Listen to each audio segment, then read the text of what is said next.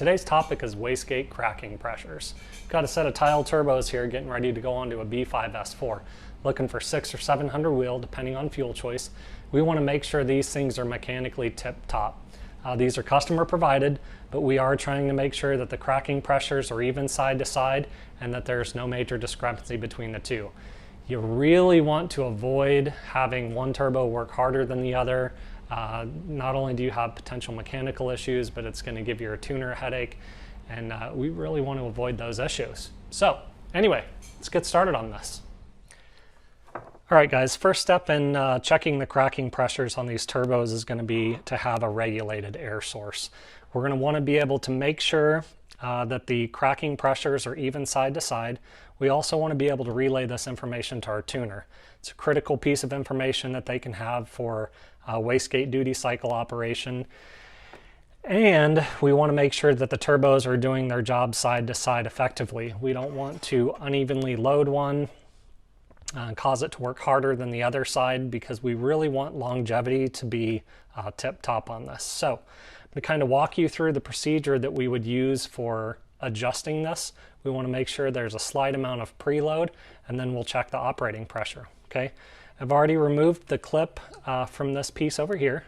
So what you're looking for when you do this, you need to get this to where it operates freely, right? And then break the nuts loose here so you can spin this rod. We want to make sure that the wastegate linkage is closed and that the wastegate actuator rod is adjusted to where it evenly slides up and down on this. We don't want any binding or anything like that. So once we get that, we need to add some preload. Okay, we're going to turn it in 1.5 turns. We got half, 1.5. You'll notice now it doesn't reach, right? Because the rod is a little bit shorter.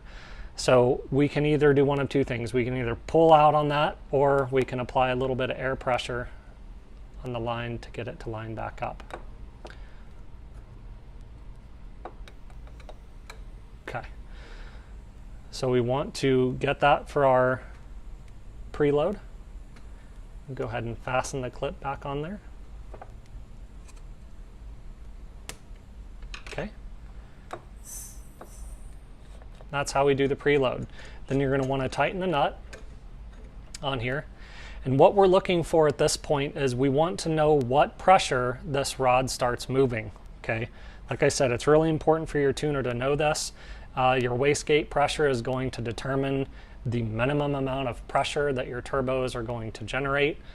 So if you're trying to go any less than that, you're going to have a little bit of trouble there. So we're going to turn the air regulator up until we see a little movement.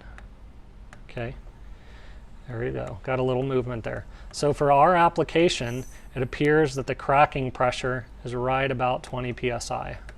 Okay. Also, you'll see for us, since it's a twin turbo application, you want to make sure that they're opening together. Okay. Crack. See, got the opening there. It's pretty even. As we hit our 20 psi cracking pressure, they start opening together.